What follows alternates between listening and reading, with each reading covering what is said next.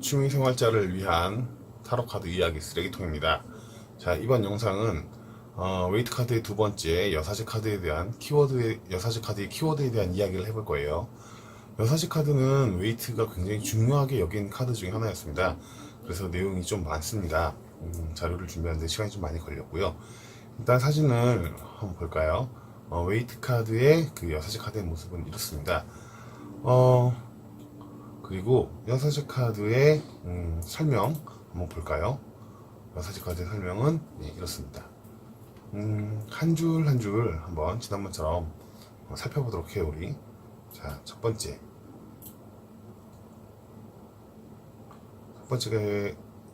자, 그녀의 발치에는 초승달 모양의 달이 있고, 그녀의 머리에는 가운데 구체가 붙어있는 뿔이 달린 왕관을 쓰고 있고, 가슴에는 커다란 태양의 십자가가 있다. 2013년판 인터뷰 서적에는 그녀의 발 아래는 초승달이 있고 중앙에 구체가 있는 뿔 달린 관을 머리에 쓰고 있고 가슴에는 큰 태양의 십자가를 달고 있다. 그리고 2007년판 인터뷰 서적에는 그녀는 반달을 발에 두고 있고 구체가 있는 뿔 달린 왕관을 머리에 쓰고 있으며 가슴에는 커다란 태양 십자가가 있다. 그녀의 발 부분에는 2006년판 정영근 씨 책에는 그녀의 발 부분에는 초승달 모양의 것이 있고 뿔 달린 왕관 중앙 부분에 둥근 공 모양의 것이 있는 그녀의 머리 위에 있으며 가슴 부분에는 커다란 태양의 십자가가 있다. 기본적으로 루나 크레센트가 초승달을 의미하고 그 다음에 머리에 뿔 달린 관을 쓰고 있고 그것에는 이제 구체가 달려 있고 그 다음에 가슴에는 커다란 솔라 크로스 태양의 십자가가 있다 이렇게 돼 있죠. 기본적으로 이제 초승달 모양 그 다음에 머리에 구체가 달려있는 뿔 달린 왕관. 자, 이것은 지금 어떤 거를 볼 수 있냐면 자, 이게 그림이 이 사진이 그 이시스 여신의 그림이에요. 이시스 여신을 표현하는 건데 보시면 머리에 양쪽에 뿔이 있고 동그란 게 달려있는 걸 머리에 쓰고 있죠. 자, 다음 그림도 마찬가지예요. 호루스에게 젖을 먹이고 있는 이시스의 상인데 마찬가지로 머리에 양쪽에 뿔이 달려있고 동그란 게 달려있는 관을 쓰고 있죠. 자, 이거는 호루스하고 이시스를 표현하고 있는 그림이에요. 마찬가지로 이시스의 머리에는 양쪽에 뿔이 달려있고 동그란 게 달려있는 관을 쓰고 있죠. 자, 이것을 보면 우선은 다른 것들은 이시스의 모습을 표현하고 있고 우선은 확인할 수 있는 초승달이 이시스를 표현을 하고 있고 그 다음에 우선은 가슴 가운데 태양의 십자가라고 되어 있는데 자, 태양의 십자가에 대한 것부터 한번 알아보기로 해요. 자, 태양의 십자가는 바퀴가 있는 동그라미 안에 정사각형으로 구성된 태양의 기호입니다. 이게 보시면 우리가 많이 보는 켈틱 크로스라고 많이 이야기 부르는 동그라미가 있는 십자가의 모양을 태양 크로스, 솔라 크로스라고 부르는 것 같아요. 이것은 이제 독일 말에서부터 기원했다고 지금 보여지는데요. 이 밑에 보시면은 영어의 선크로스는 독일의 슈켄크로이츠로부터 명백하게 빌려준 비교적 최근의 책이 공개되어 있으며 루돌프 코흐의 책에 그런 내용이 써있다라는 거죠. 독일 영어 슈켄크로이츠는 19세기 학술 문헌에서 태양의 상징으로 해석되는 십자가 기호이다. 지금 보시는 것처럼 동그라미의 가운데 십자가가 있는 이 모양을 슈켄크로이츠라고 부르는 거죠. 자, 그 다음에 다른 해석들에는 십자가를 원 위에 올려놓은 것이 이교도의 태양에 의한 그리스도의 최극 위를 대표한다고 주장을 하고 있다. 이제 아무래도 여러 가지 다양한 그 이교 문화가 혼합되면서 이 십자가를 사용하고 있다는 것을 알 수 있는 대목이죠. 밑에 보면 콥터 십자가에서는 종종 이 원을 태양신 라를 표현하는 것으로 되어 있고 초기 영지주의적인 종파에서도 이 원을 그린 십자가를 사용했다고 해요. 하지만 지금 보여진 그 그림에서 보시다시피 이 여사제의 가슴에는 동그라미는 없어요. 그냥 십자가 모양만 있죠. 그럼에도 불구하고 이것은 태양의 십자가다 라고 부르고 있어요. 이것은 이 십자가 자체가 그 어떤 태양의 신성을 가지고 있는 그런 십자가라고 하는 것을 명시적으로 보여주는 것이죠. 실제로 그림에서는 이런 기호는 아니지만 그래서 마찬가지로 이제 이 내용을 쭉 보다 보시면은 이 많이 보이죠? 이 모양은 우리 불교의 만자 표시랑 비슷하죠. 이 표시가 부서진 태양 크로스라고 부르는데, 이것이 우리가 이제 그 일반적으로 이야기하는 십자가형, 타우 십자가, 그 다음에 만자형 십자가, 풀피 크로스라고 하죠. 풀피 크로스, 뭐 이런 것들의 어떤 원형이 되어진다라는 것을 확인할 수 있는 부분 중에 하나예요. 자, 이 부분은 이제 보시다시피, 이걸 보면서 일단 우리가 유추할 수 있는 것은, 이 선크로스라고 하는 것을 통해서 이 여사제가 가슴에 품고 있는 것은 어떤 신성이다 라고 하는 것을 유추해 볼 수가 있어요. 자, 그러면 우리가 처음 본 그림에서 확인했던 이시스에 대한 것을 한번 알아볼 필요가 있어요. 자, 이시스에 대한 것도 한번 확인해 보도록 하겠습니다. 자, 마찬가지로 그 위키피디아에서 이시스를 검색하면 이렇게 나옵니다. 이시스는 그녀는 대개 미술계에서 머리에 왕자와 같은 상형 문자를 쓰고 있는 인간의 여성으로 묘사가 되어 있는데, 하수르의 머리 장식을 쓰고 나타나는데, 이 하수르의 머리 장식이라는 게 소의 뿔 사이에 태양의 디스크가 있는 것, 이것을 하수르의 머리 장식이라고 이야기하는 거죠. 자, 그리고 이제 이시스는 이미 많이 알려진 것처럼 오시리스와 부부 관계였고, 오시리스의 죽음을 다시 부활시키는 어떤 능력을 보여줌으로써 삶과 죽음, 부활을 관장하는 여신으로 많이 알려져 있죠. 그리고 밑에 보시면 이시스에 대한 숭배는 4세기 4세기에서 5세기 사이에서 기독교의 부상으로서 종식됐다. 그러니까 뭐냐면 기독교가 흥하면서 이시스에 대한 숭배가 사라지기 시작했다는 거죠. 그래서 그녀의 예배는 마리아 숭배와 같은 기독교 신앙의 관행에 영향을 미치긴 하지만, 이 영향에 대한 증거는 매우 모호하고 종종 논란의 여지가 있다. 그러니까 지금 이 말을 통해서 이시스하고 마리아하고 동일시되는 어떤 현상이 있었다라는 것을 알 수가 있어요. 그리고 실제로 이 다음 내용을 여사제카지의 상징 표현에 대한 내용들이 읽다 보면 마치 그 이 여사제 카드에 나오는 인물이 마리아인 것처럼 표현되어지는 내용들이 꽤 있어요. 그건 이제 마저 읽다 보면 나오겠습니다만, 이집트와 누비아에서 이제 이름의 기원에 대해서 설명이 되어 있죠. 그리고 쭉 읽어보시면 그 이시스의 역할에 대해서도 오시리스의 죽음과 부활을 둘러싼 신화의 고리는 처음에 피라미드 텍스트, 그러니까 피라미드에서 나온 그런 글들, 이집트 상형 문자를 통해서 알 수 있다라는 거죠. 아내와 애도자로서 그러한 역할을 표현하기도 하고, 그 다음에 어머니의 여신, 어머니의 어머니로서의 역할, 그리고 이시스는 피라미드 텍스트 초기 사본에서 호루스의 어머니로 취급되어지고 있죠. 그리고 쭉 읽어보시면 이시스에 대한 어떤 신화가 너무 굉장히 다양한 그 종교에서 많이 혼합되어져서 사용되어지는 걸 알 수 있어요. 그리고 왕의 여신과 왕국의 보호, 이러한 어떤 역할로서 그녀의 우유는 그녀의 아이를 취했을 뿐만 아니라 그의 통치관을 상징했다. 그리고 상속인에게 아내로 봉사한 여신의 세속적인 대응으로서 왕비의 중요성을 점차 강조했다.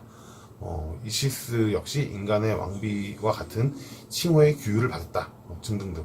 그러니까 이시스는 어쨌든 생육시키는 것, 그 젖을 주고 생육시키는 그런 어떤 그 모습으로 많이 형상화되었다는 걸 알 수가 있어요. 그리고 이 젖이 어떤 천상의 힘, 황권 이런 어떤 강력한 권력을 상정해주고 있다라는 것을 표현하고 있죠. 그리고 마술과 지혜의 여신, 그래서 보시면은 오시리스를 부활시키고 호루스를 보호하고 치유할 수 있게 해주는 그녀의 마술적 힘으로 더 유명해졌고, 그 밑에 보시면은 나중에 이제 이시스가 그녀의 아들과 충돌해서 세트를 능가하기 위하여 능력을 사용하고, 그리고 세트의 오시리스의 영광을 빼앗는 것과 유사한 상속의 분쟁에 연루되었다라고 말할 수도 있고, 그리고 나중에 젊은 여성으로 변모하게 된다. 그리고 나중에 이제 그 이시스하고 호루스하고 세트하고 뭐 계속 싸우는 내용인 거죠.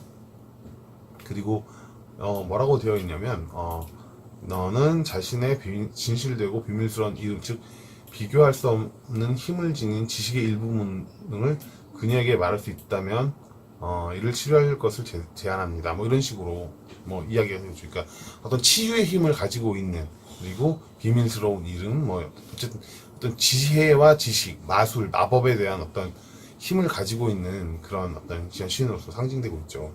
그리고 하늘의 여신으로서 하늘에서 매우 중요한 위치를 부여했고, 보시면 뭐 여러 가지 의미들이 있어요. 그래서 하늘의 나일강, 라의 보호자로서의 태양, 뭐 이런 식의 표현이 되고, 또 우주의 여신이라는 의미도 있고, 굉장히 다양한 어떤 역할들을 이시스가 하고 있어요. 그러니까 그리고 이제 이 밑에 또 보시면은 이제 이집트 미술에서 이시스는 일반적으로 여신의 전형적인 특징을 가진 여인으로 묘사되었는데, 한 손에는 칼집, 드레스, 한 손에는 파피루스, 또 한 손에는 파트터보가 있습니다. 뭐 이런 식으로 해서 이게 이시스가 손에 들고 있는 이런 것들이 이런 어떤 상징물들을 들고 있는 여인을 이시스로 상징한다. 이런 식으로 표현할 수 있는 거죠. 그래서 지금 여섯의 카드의 어떤 그림을 보시면 아시겠지만, 한쪽 손에 토르를 들고 있죠.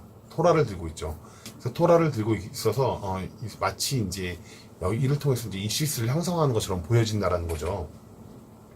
그리고 이시스는 태양의 디스크를 감싸는 암소의 뿔, 그런 머리 장식을 함으로써 이 여신으로서의 속성을 대표한다라는 거죠. 그러니까 이 머리에 쓰고 있는 이 동그란 모양의 디스크하고 양쪽에 뿔이 달린 이 관을 쓰고 있음으로써 이런 형상을 취하고 있는 경우에 이제 이 형상을 통해서 해당 인물이 이제 이시스라는 것을 알 수 있도록 한다라는 것을 의미하는 것이죠. 아까 여러 가지 그림에서 보았던 것처럼 그렇죠. 그리고 이제 또 밑으로 내려가시면은 다 이런 식으로 계속 이시스에 대한 설명이 있어요. 그리고 이제 아래로 또 쭉 내려가시다 보면 굉장히 이시스에 대한 설명들이 많이 있죠. 이제 이런 것들을 기본적으로 알고 계시는 것이 이제 이 이미지를 이해하시는데 이로와요. 여기 보시면 그 밑에 뭐라고 되어 있냐면, 장례식과 관련돼서 뭐라고 되어 있냐면, 죽은 자와 같은 새로운 왕국의 소식통은 이시스가 데우트의 위험에 직면할 때 죽은 영혼을 지키는 것으로서 이시스를 묘사합니다. 그들은 또한 이시스를 내세에서 수용하기 전에 영혼의 도덕적 의의를 판단하는 신성한 평행의 이론으로 묘사한다. 즉 어떤 사람의 영혼에 대해서 그 도덕적인 어떤 기준을 가지고 있는 것이, 그리고 그것이 올바르다, 이 영혼이 올바른 영혼이다, 올바르지 않은 영혼이다를 판단할 수 있는 어떤 권한을 가지고 있는 어떤 그런 여신으로서 표현을 하고 있죠. 이 내용 역시 이 뒤에 나오는 웨이트 카드에서 이 여사제 카드를 표현하는 몇 가지 문장에 있어서 이 의미들이 또 차용되고 있는 것을 알 수 있어요. 그래서 이런 내용들은 한번 알아두시는 게 좋죠. 이렇게 어떤 권한을 갖고 있기 때문에 그런 것이 가능하다라는 것을 알 수 있으니까요. 그리고 마찬가지로 이제 그 뒤에 있는 내용들도 굉장히 내용이 많습니다. 이런 것들은 한번 쭉 읽어보시는 게 좋습니다. 그리고 그 밑에 보면 이시스는 종종 태양의 특성과 함께 달의 여신으로 특정 지어졌습니다. 그러니까 기본적으로 근데 이시스는 달의 여신인 거예요. 달의 여신인데 그것에는 태양의 특성이 항상 같이 표현되고 있다. 우리가 이제 달을 표현을 할 때 달의 어떤 빛나는 것은 태양의 빛을 받아서 반사하는 것이다 라고 이야기를 하죠. 그래서 보름달 같은 경우는 대낮같이 밝다 이렇게 표현하기도 하고, 그 빛은 마치 태양이 빛나는 것과 같은 그런 형상이다 라고 하지만 실제로 태양빛은 아니고, 태양은 아닌 달이 빛나고 있는 거죠. 하지만 그럼에도 불구하고 그것이 태양으로 인해서 빛나는 것이다 라는 것을 은유적으로 표현하고 있는 거죠. 그리고 마찬가지로 근데 이 뒤에도 뭐 굉장히 다양한 내용들이 있습니다. 한번 꼭 읽어보시길 바랍니다. 그리고 다른 신들과의 관계에 대해서도, 이시스와 다른 신들과의 관계에 대해서도 쭉 나와 있습니다. 굉장히 여러 가지 신화에 복합적으로 이 이시스의 어떤 특징이 차용되어지고 복합되어진다는 것을 알 수 있어요. 여기 보시면 그리스 로마에서는 헤르메스 트리스메기스토스라고 알려진 이집트 신이 쓴 지식의 신 토트에서 지혜를 배웠다고 말해졌다. 그러니까 이런 이시스에 대한 내용들은, 이시스의 지식은 토트의 어떤 지혜로부터 비롯한다. 이런 식의 어떤 의미도 있고, 쭉 읽어보시면 나오죠. 그리고 이 도해법, 큰 밑에 보면 도해법에서도 종종 이시스의 속성에 대해서 표현을 할 때 종종 이시스는 초승달이라고 해석되어지기도 했다. 지금 그래서 여사제 카드 발 밑에도 초승달 모양이 있잖아요. 이제 이 여러 가지 형상을 통해서 현재 이 그 여사제 카드에서 표현되고 있는 인물이 이시스의 어떤 대표적인 형상물들을 보여주고 있는 중이죠. 그리고 이제 이시스하고 관련된 이 어떤 여러 가지 어떤 현상들, 그리고 좀 숭상하는 것들, 그런 것들이 있죠. 이 내용들도 한번 꼭 읽어보시길 바래요. 이런 것들을 알고 있는 것과 모르고 있는 것은 카드를 이해하는데 굉장히 많은 차이를 낳게 됩니다. 그 밑에 보시면 이제 기독교에 대한 잠재적인 영향에 대한 부분이 이제 나오는데요. 기독교 전통에서 편입된 이유도 관습 중에 하나로 보여지는 것들이 나타난다는 거죠. 그래서 뭐 여러 가지 내용이 있는데 그 중에서도 가장 대표적인 것이 바로 이런 것인데, 예수의 어머니인 마리아의 이시스와의 유사성에 대해서 번번이 매번 면밀히 조사되고 있는데, 많은 개신교인들이 마리아의 가톨릭 숭배가 이교도의 자녀라고 주장을 해왔다. 그러니까 전통적인 기독교인들은 카톨릭의 마리아 숭배가 어떤 이교도의 전통을 받아들인 것이다라는 그 이교도의 잔재다라고 주장을 했고, 그래서 그들 개신교 기독교인들과 카톨릭교회 사이에서는 이것이 매번 논란과 논쟁의 대상이 되어지고 있다.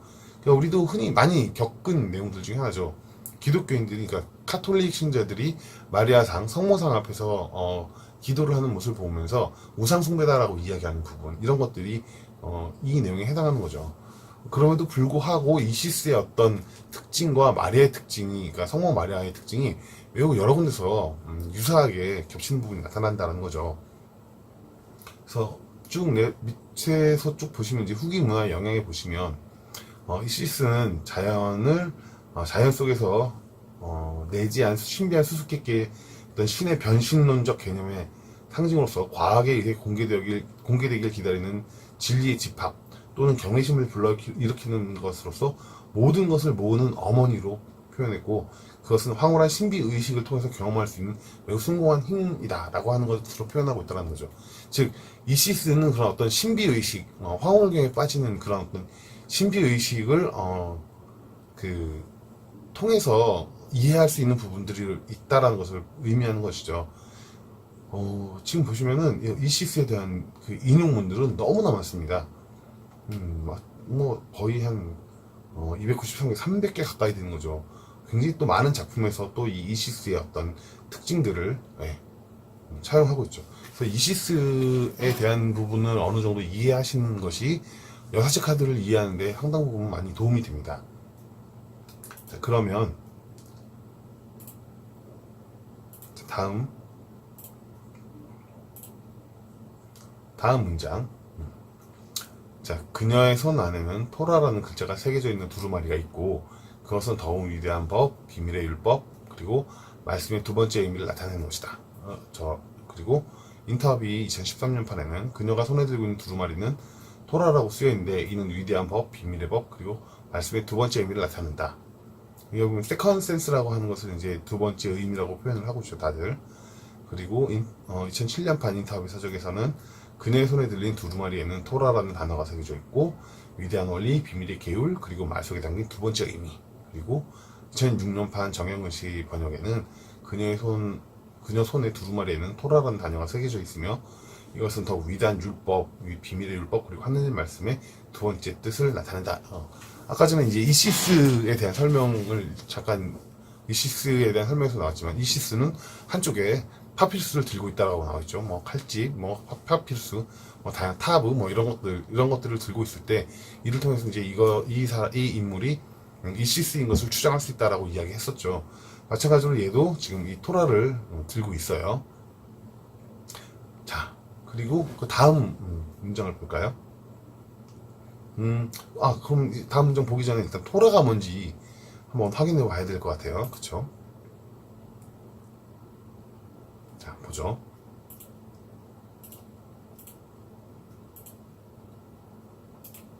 자, 토라.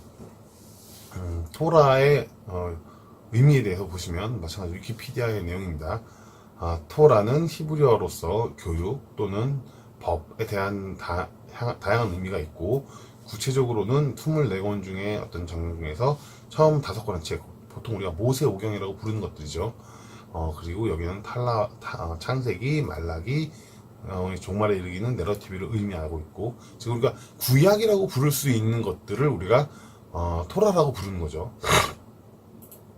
여기 보시면 뭐라고 되어 있냐면, 하느님의 존재에 의한 실현, 그리고 고난, 도덕적인 삶의 방식을 따르는 하느님과의 계약, 그리고 종교적 의무, 그리고 민법이 모두 포함되어 있는 것을 우리가 토라라고 부르는 거죠. 결과적으로 토라에 대한 것은 하느님과의 계약에서죠. 계약에서. 그 랍비 문학에서 토라의 단어는 5권의 책, 기록된 토라와 구술된 토라, 말로 하는 토라. 그러니까 책으로 쓰여진 토라, 그런 것이 있고, 그리고 말에 의해서 표현되는 토라가 있고, 이렇게 나눠져 있다는 것이죠. 모든 가르침은 모세에 의해서 기록되어졌다라고 되어져 있고, 자, 기본적으로 이제 토라라고 하는 것은 이제 구약이라고 보면 되는 거예요. 신에 의해서 만들어진, 신에 의해서 적혀진 것, 그리고 그 의미를 이해하는 것, 그것을 토라라고 이제 부르고 있다는 것을 알 수 있겠죠. 그러니까 마찬가지로 여사제 카드에서 이 여사제 카드가 들고 있는 이 토라라고 하는 것은 신의 말씀인 거죠. 신의 말씀이고 진리라고 하는 거죠. 신과의 계약에서 그런 의미가 있다라고 하는 것을 알 수 있어요. 그래서 보면 토라는 세상이 창조되기 전에 만들어졌으며 창조의 청사진으로 사용되어졌습니다. 이 말은 뭐냐면, 자, 신께서 세상을 창조할 때, 하나님께서 세상을 창조할 때 이 토라에 근거하여 세상을 만들었다 라는 식으로 지금 여기서 설명하고 있는 것을 알 수 있죠. 즉 토라는 이 존재의 모든 것을 설명하는 것, 시작의 서이며 존재의 서이며, 그리고 이 존재의 모든 것들에 대한 어떤 근원이고, 그 해석, 그 근원적인 의미, 진리, 진실을 알 수 있는 진실의 서이다라는 것을 표현하고 있는 거예요. 여기 마찬가지로 토라에 대한 내용도 쭉 읽어보시면, 우리가 이제 토라에 대한 부분을 이해하는 것이 왜 그 여사제 카드를 이해하는데 중요한지도 알 수가 있어요. 토라라고 하는 단어는 루트에서 파생되어지고, 인내하다, 가르치다 라는 것을 의미한다. 즉, 여사제 카드가 갖고 있는 이 토라라고 하는 것이 단순하게 어떤 율법에서나 진리에서나 하느님과의 계약에서나 이런 것을 떠나서, 기본적으로 이것을 갖고 있는 것은 인내함, 그리고 가르침이라고 하는 것을 의미하는 것이죠. 여사제 카드가 할 수 있는 역할이 바로 그러한 역할이다라는 것을 또 한 번 여기서 표현하고 있는 거예요. 굉장히 다양한 의미로 이 상징물들을 사용을 하고 있는 거죠. 그래서 여기서는 이 단어의 의미는 가르침, 교리 또는 교훈을 의미하고 있다는 거죠. 일반적으로 받아들이는 법은 잘못된 인상을 준다. 그리고 인역을 번역한 알렉산드리아 유대인들은 규범, 표준, 교리 및 나중에는 율법의 의미를 율법을 의미하는 그리스어 노무스를 사용을 했는데, 영어의 다른 번역으로는 관습, 이론, 지침, 시스템 등이 포함되어 있지만, 우리가 율법과 이 토라라는 말을 율법이나 법률, 법 이런 것으로 해석하는 것은 이 토라의 의미를 이해하는데 장애를 줄 수가 있으니까, 토라라는 말 자체를 율법이나 관습, 이론, 지침 이런 것으로만 해석하지는 말아라라고 하는 부분을 여기서 표현을 하고 있어요. 대체 이름으로서 모세 오경을 갖다가 토라라고 부른다라고 하는 부분을 여기도 표현이 되어 있죠. 5개의 족자 이런 식으로 토라의 내용에 대해서 여러 가지 이제 설명이 또 되어 있어요. 그다음에 창세기, 엑소더스, 레위기, 넘버스, 신명기 이런 여러 가지 나와 있죠. 창세기, 엑소더스, 레위기, 넘버스, 신명기 이거는 번역이 제대로 안 돼 있나 보네요. 어쨌든 이거는 민수기라고 돼 있네. 민수기, 출애굽기, 민수기, 레위기, 민수기, 그다음에 신명기 이런 것들, 우리가 구약에서 나오고 있는 이야기의 내용들이 바로 그 토라라고 하는 것의 내용이라는 것, 그리고 마찬가지로 이것은 어떤 신의 말씀을 의미하는 것이죠. 밑에도 또 계속 나와요. 율법과 유대교하고 관련된 내용들, 유대교와 토라에 대한 관련된 내용들이 쭉 나오고 있죠. 그 중에서 히브리어 읽기는 대중에 대한 독서하고 의식에 대한 독서 같은, 그러니까 대중에게 알려져 있는 토라의 의미와 의식에서 사용되는 토라의 의미가 서로 다르다라는 것을 표현을 하고 있어요. 그래서 쭉 읽어보시면 이게 바로 우리가 토라라고 하는 것이 두 가지 의미, 한 가지 의미만 있는 것이 아니다 라고 하는 것을 이제 알려주는 거죠. 마찬가지로 여사제 카드에서 여사제가 들고 있는 토라 역시 알려져 있는, 그러니까 공개되어진 의미와 공개되어 있지 않은 의미가 있다라는 것을 이를 통해서 알 수가 있는 거예요. 구두 토라, 뭐 여러 가지가 있죠. 구두 토라는 건 말로 하는 토라죠. 토라를 그러니까 구술해서 읽는 것이죠. 여기 보시면 글자의 신성한 중요성, 유대교 신비주의에서 뭐라고 얘기하면은 토라의 말씀이 신성한 메시지를 전할 뿐 아니라 그것들은 훨씬 더 큰 메시지를 나타낸다. 그러니까 말로써 표현되어진 것 이외에 숨겨진 더 큰 의미가 있다라는 것이죠. 이런 식으로 토라라는 것을 막 우리가 다 이해할 필요는 없지만 이 토라라는 것을 통해서 표현하고자 하는 바가 이러한 것들, 그러니까 겉으로 드러난 것과 그 안에 내재되어 있는 것이 서로 똑같지는 않다. 더 내재되어 있는 더 큰 의미가 있다. 신의 의미, 신의 의사, 이런 것들을 표현하는 것이죠. 그리고 뭐 토라의 번역에 대해서는 뭐 그리스로 번역된 것, 라틴어, 아랍어, 현대 언어, 그리고 또 다른 종교에서는 어떻게 표현하느냐. 그래서 예수께서 모세의 율법을 강조하셨고, 모세의 서술을 믿는 사람은 누구든지 예수의 말씀을 믿을 것이다. 라는 그런 이야기를 하고 있다라는 거죠. 그것이 바로 이제 모세의 율법이 바로 모세 오경이고 그것이 토라인 것이죠. 즉 하느님의 말씀, 즉 예수의 말씀이 곧 하나님의 말씀이다. 이것을 이야기하는 것이죠.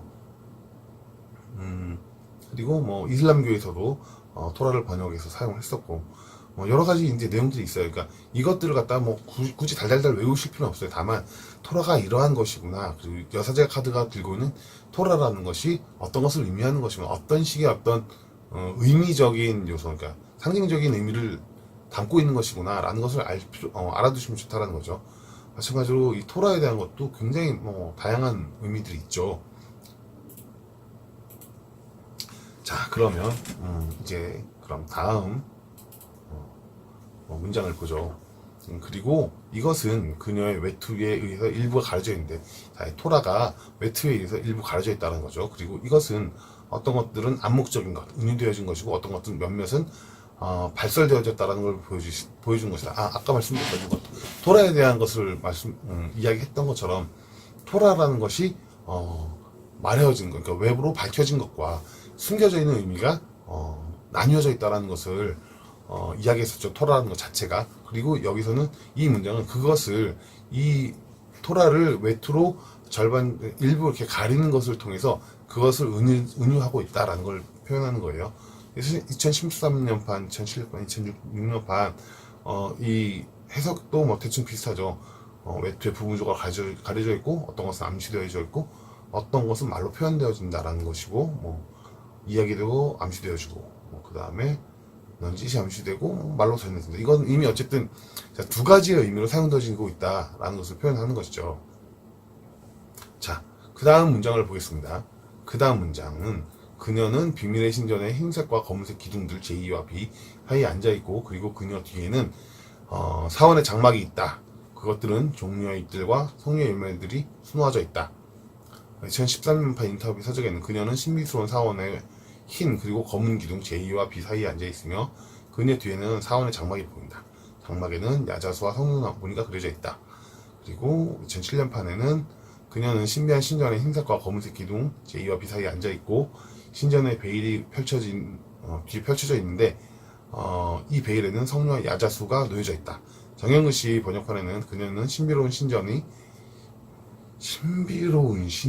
미스틱 템플, 신비로운 신전의 두 흑백 기둥 사이에 앉아있으며 그녀 뒤에는 종려나무와 석류나무들로 수놓여진 석류나무들로 수놓여진 신전의 베일이 있다. 자, 이 그림이죠. 이제 이런 부분이죠. 그쵸, 요거. 자, 그러면 이제 이 부분을 한번 보도록 하죠. 자, 일단은 이 책은 뭐냐면 영지주의와 복음서 카발라라는 책인데 여기서 이제 그 카발라 혹은 이제 그 구약에 대해서 한 설명이에요. 구약은 카발라의 이해 없이는 바르게 해석되지 않는다. 구약은 네 가지 차원의 해석법이 있는데 히브리인들은 성경에 기록된 말씀을 이해하기 위해 다음 네 가지 방법을 사용했다. 첫 번째, 페사트로서 문자 그대로 해석하는 것.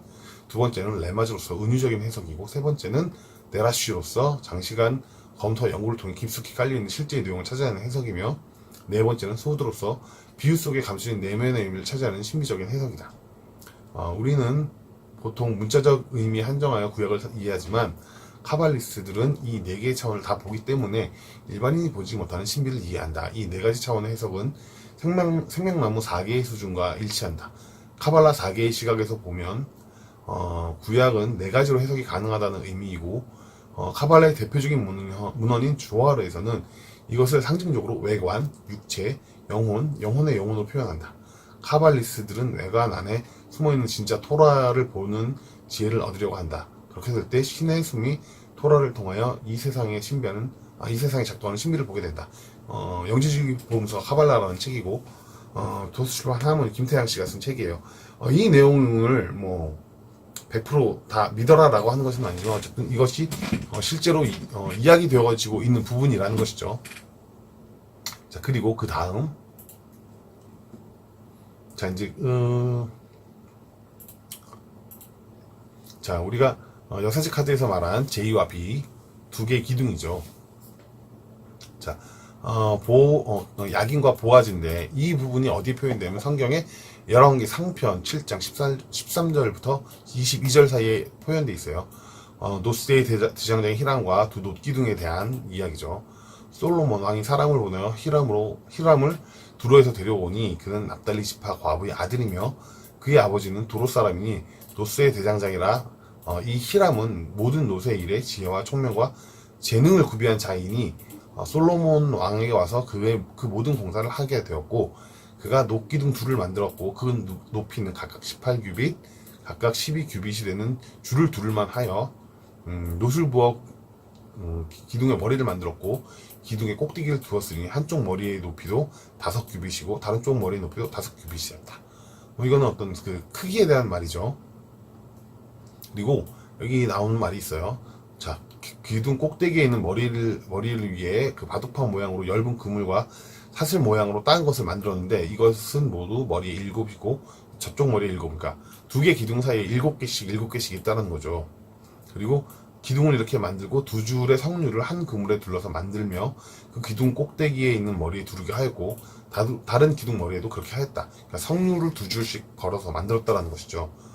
그리고 주랑 꼭대기에 있는 머리에 4규빗의 백합화 모양을 만들었고 두 개의 기둥에 있는 그물 곁에는 공 같은 둥 것이 돌아가며 각각 성류 200개가 줄지어 쳐 있더라. 그러니까 그 솔로몬의 신전을 지을 때 그 히람이라는 사람을 통해서 이 기둥을 만들었고 기둥에다가는 줄을 걸어서 거기에 성류를 매달아 놨다는 거예요.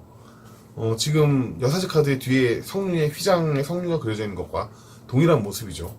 그리고 이 두 기둥의 성전을 주랑 앞에 세우되 오른쪽에 기둥을 세우고 그 이름을 야긴이라고 하였고 왼쪽에 기둥을 세우고 그 이름을 보아지라고 하였고 이 두 기둥 꼭대기에는 백합화의 형상이 있고 그리고 두 기둥의 공사가 끝나더라. 자, 이렇게 되어 있습니다. 그리고 자, 이 내용을 보시면 이게 그 이제 종려 잎과 성류 열매 이 부분에 대해서도 한번 우리가 확인해 볼 필요가 있을 것 같아요. 그쵸? 보아스하고 야긴도 봤으니까.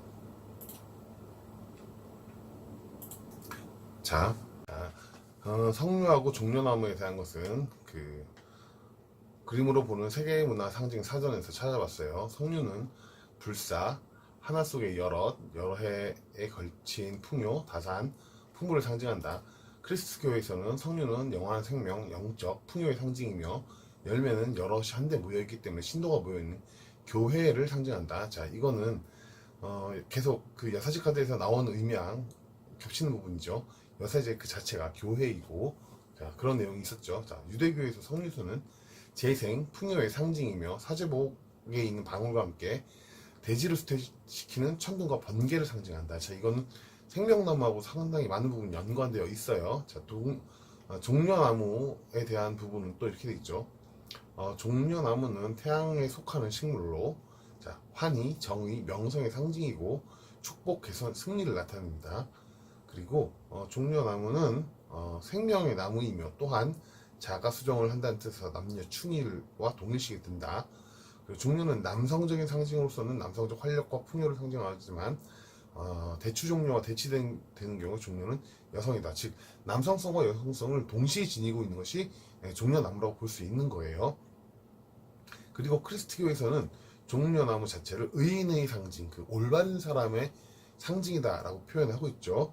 그다음에 불사의 나무를 나타내며 불사를 나타내며 불사조와 함께 묘사되기도 하고 신의 축복, 예수살렘의 입성, 죽음을 극복한 순교자들의 승리 혹은 낙원을 의미하는 것이고 종려나무까지 자체가 영광, 승리, 부활, 죽음과 죄에 대한 승리. 자, 이건 이시스의 어떤 역할과도 많이 닮아 있죠. 그래서 유태교에서는 이 종려나무를 의인으로 나타내서 의인의 표지로서 사용을 하고 있다라고 나와 있어요. 이거는 이제 진 쿠퍼가 쓴 책이고 이은기 씨가 번역한 책인 그 그림으로 보는 상징, 세계 상징 문화 사전에 있는 내용입니다. 자, 이것을 보는 것처럼 이 종려나무하고 석류를 통해서 그 여사제 카드의 어떤 그 상징적인 의미를 다시 한번 추가적으로 다시 부연 설명을 하고 있죠. 자, 보아즈하고 약인즈에 대한 내용.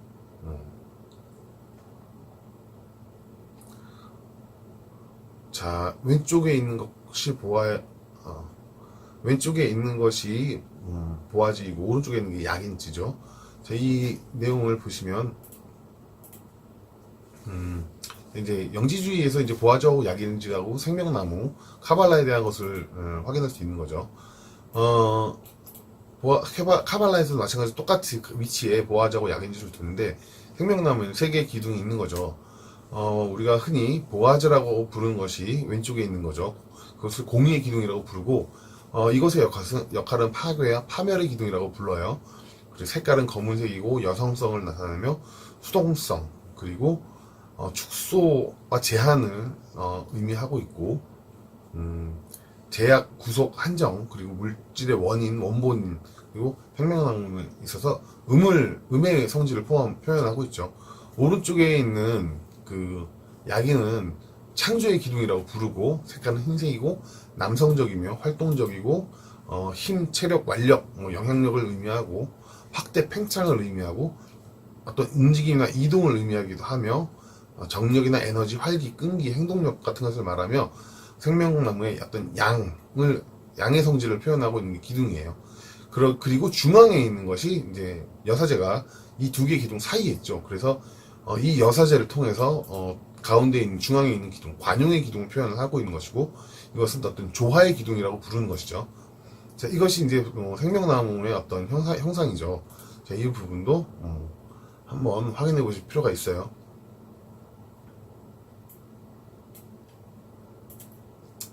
자, 그리고 다음 문장을 한번 보도록 하겠습니다. 자, 의복은 풍성하게 느려져 있고 비단처럼 비치며 외투는 빛을 연상시킨다.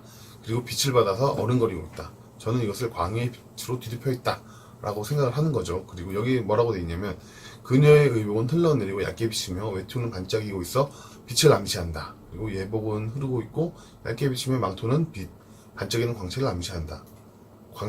그리고 그녀의 제의는 물을 흐르듯 하여 얇게 비친다. 그리고 그녀의 망토는 빛이 희미하게 어른거리는 광채를 연상시킨다.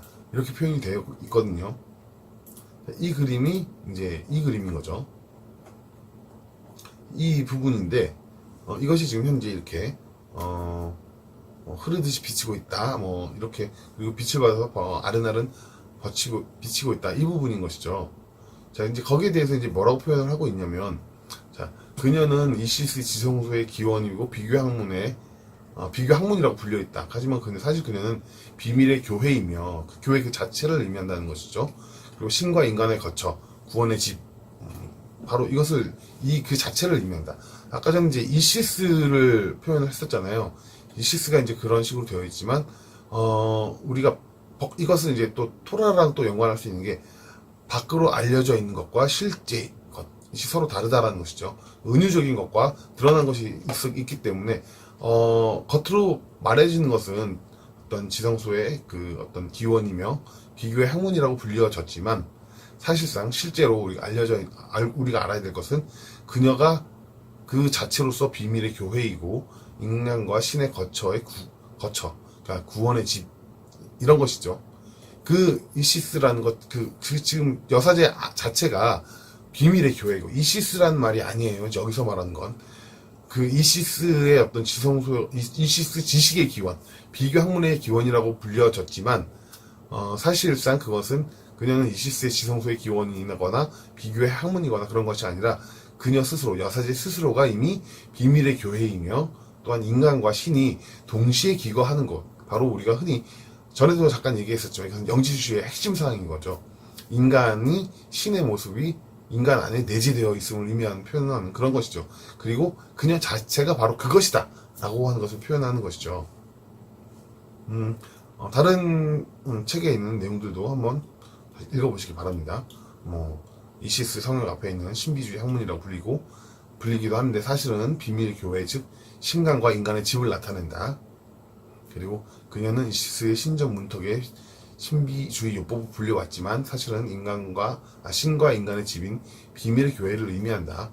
그녀는 이시스 성호 입구에 있는 신비학이라고 불려왔지만 그녀는 실제로 은밀한 교회, 하느님과 사람의 집이다. 즉 비밀의 교회이며 인간과 신의